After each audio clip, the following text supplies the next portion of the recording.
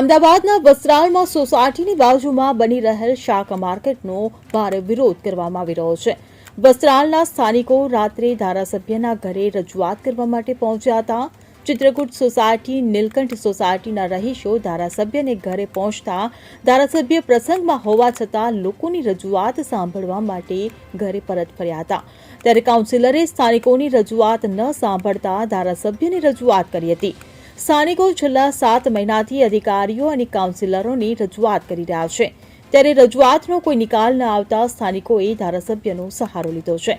ધારાસભ્ય બાબુસિંહ જાદવે સ્થાનિકોની રજૂઆત સાંભળી નિરાકરણ લાવવાની બાંહેધરી આપી છે. શું નામ છે તમારું? આજે રાતે તમારા ધારાસભ્યના ઘરે આવવું પડ્યું આટલા ટોળા સાથે. શું રજૂઆત છે? કેટલી વખત રજૂઆત કરી? કાઉન્સિલરોને, અધિકારીઓને કેટલી વખત રજૂઆત કરી?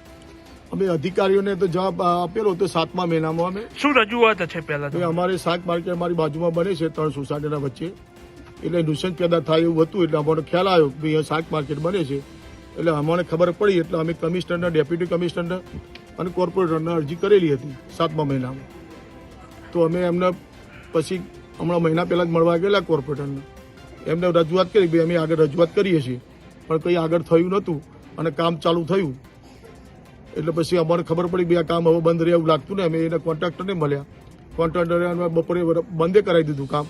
પછી એમને કહ્યું અમે તો પોલીસ બોલાવીને તમારે બધાને પકડાઈ દઈશું. એટલે અમારે પછી કીધું ધારાસભ્યને મળવું પડશે. એટલે ધારાસભ્યને અમે રાત્રે મળવા માટે બધા ભેગા થઈને આવેલા હતા.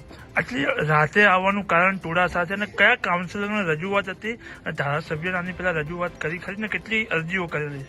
ધારાસભ્યને તો 2 દિવસ પહેલા જ રજૂઆત કરેલી હતી. ધારાસભ્યએ કહ્યું હતું કે તમે 2 દિવસ પછી હું કમિશનરને મળવા જવાનો હતો, પણ એમને કંઈક આ રેલી ને એવું હતું એટલે જઈ શક્યા નતા. એટલે કીધું કે કાલે પરમ દિવસે રૂબરૂ જવાના છે, અમને હાથે લઈ જવાના છે 5 ઝંડા, કે તમે હાથે આવજો, કોર્પોરેટરને હાથે લઈ લઈશું અને આપણે કમિશનરને રજૂઆત કરીશું અને તમારો નિકાલ લાવીશું. કયા કાઉન્સિલરોને રજૂઆત કરી હતી? કેટલી વખત અને ક્યારે કરી હતી? અમે અનુરસિંહભાઈને રજૂઆત કરી હતી, પરેશભાઈને રજૂઆત કરેલી હતી, ટેલિફોનથી વાત કરેલી હતી, પણ એમને અમને સંતોષકારક જવાબ નતો આપ્યો. કેટલા ટાઈમ પહેલા રજૂઆત? પ્રજાપતિ આપણો ગીતાબેન પ્રજાપતિ રજૂ એમને અમારો કમ્પ્લેટ સાહેબ જોડે મુલાકાત એમને કરાવી હતી અને અમારી શેઠ સુધી અમારી સાથે જ રહેલા છે. કેટલા સમય પહેલા રજૂઆત હતી? રજૂઆત કોર્પોરેટર અમે 7મા મહિનામાં રજૂઆત કરેલી હતી. પછી પાછા અમે હમણાં 11મા મહિનામાં રજૂઆત કરેલી હતી. તમારું જો આ નિકાલ નહીં આવે, માર્કેટ ત્યાંથી હટશે ને તો શું હશે આગળનું કાર્ય? આગળ પછી તો સાહેબે કહ્યું છે અમે નિકાલ લાવી દઈશું, નહીં હાથમાં અમે ભેગા થઈને આગળ કઈ ચર્ચા કરીશું આના માટે આગળ શું કરવું. એ અમારે સોસાયટીના બધા અમે 200-300 માણસ છીએ, એટલે પછી નિકાલ તો કંઈ લાવવું જ પડશે ને. તો ગંદકી તો રહેવાની છે ત્યાં આગળ, બધાને તકલીફ થવાની. Chitrakoot bungalow, Vedant flat, Neelkanth flat. Bureau report, CN24 news. હવે જુઓ દેશ દુનિયાની તમામ ખબરો તમારી આંગળીના ટેરવે. ઉઠાવો મોબાઈલ અને Google Play Store પરથી ડાઉનલોડ કરો અમારી CN24 ન્યૂઝ મોબાઈલ એપ.